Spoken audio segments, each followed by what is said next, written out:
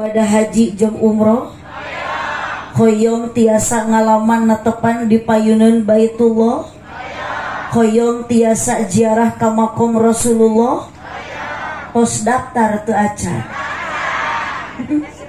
Hoyong tarik daftar acan. Ari kitu kumaha ibu geuning kudu daftar sabab tiasa ibu tepi ka Mekah tiasa ngalaksanakeun ibadah haji umroh syaratna hiji keur awewe kudu aya dukungan ti salaki.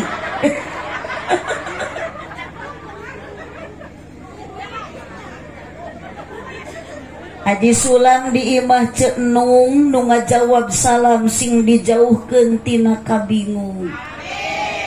Tidak menutup kemungkinan jalmi ibu-ibu bapak-bapak nu keur ngaraji ayeuna nu baringung ge loba. Nu sarusah aya.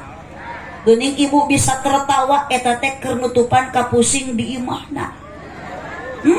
Apal da abdi ge nan dipayun ece sura seuri dipengkel ece hahaha lah di imahna mah loba hulang-hulang.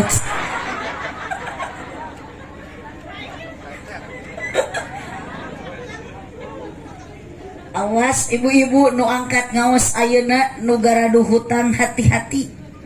Bisi balik ngaji di jalan papangih jeung nunanya. Atuh, piraku Bang Emok nagih tengah peuting.